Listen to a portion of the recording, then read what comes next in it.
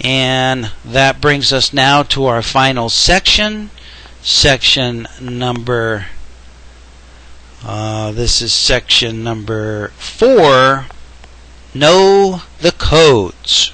We're in Deposition Secrets of the Most Persuasive QME Doctors, and secret number 1 is to first and foremost know the codes. There are certain codes that govern the deposition process, and you need to know those codes. Secret number 2, deposition secrets. Know why depositions are scheduled in the first place. There are a limited number of reasons and a limited number of issues that would spark the need for a deposition, and you need to know why, or what are the most common reasons why depositions are scheduled in the first place. Secret number 3 is to know apportionment as it applies to your case.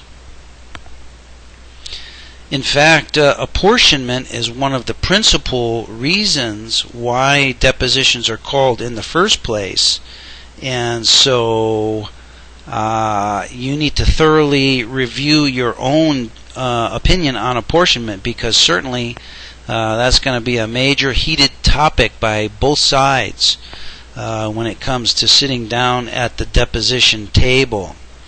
Deposition secret number 4 is to review your permanent impairment opinion, because like apportionment, certainly your permanent impairment opinion is going to be subject to scrutiny by both sides. Certainly, applicant's attorney is going to try and raise the permanent impairment rating that you rendered, and the defense attorney is going to try and take shots and provide reasons why your permanent impairment rating is unreasonably high in this particular case.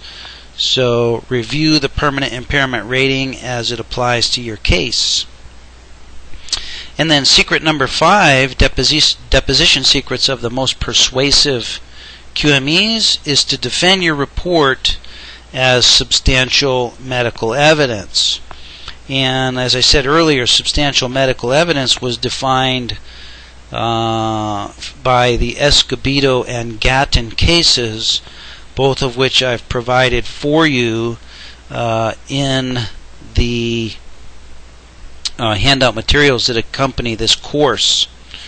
And I'll just read from Escobedo briefly here, that in order to qualify as substantial medical evidence, your report, number 1, must be based on relevant fact.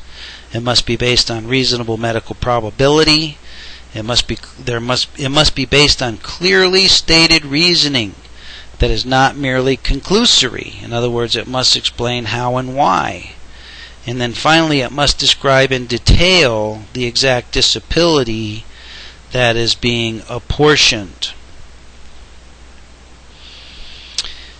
And those are 5 deposition secrets. And in this program, I see that we're running out of time. We're almost at the 6-hour mark here. However, those of you that have the PowerPoint, I provide additional details, resources, and reference for each of the secrets that I've just mentioned. So let's review these. Secret number 1 was to know the codes. In the PowerPoint presentation, I give you each of the codes involved with the deposition process. Secret number 2 was to know why depositions are scheduled, and I elaborate on that in the PowerPoint presentation. Secret number 3 was to know apportionment as it applies to your case, and in the PowerPoint I go into more discussion on that. Secret number 4 was to know permanent impairment, and you'll want to refer to the PowerPoint presentation on this, because I spend some time going over some of the alternative possible impairments that you might consider under Alvarez-Guzman, permanent impairments related to functional limitations, specifically by analogy to hernia, by analogy to gait disorder.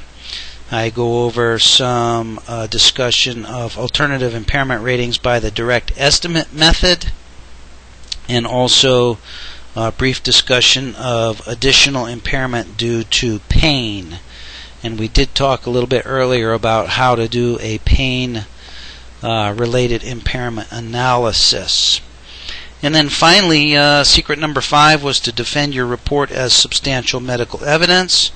And in the PowerPoint presentation, I provide for you several references from both Escobedo and Gatton case that you can import into your report and that you can use as a check sheet to ensure that your report is substantial before you lick that final stamp and put that thing in the mail.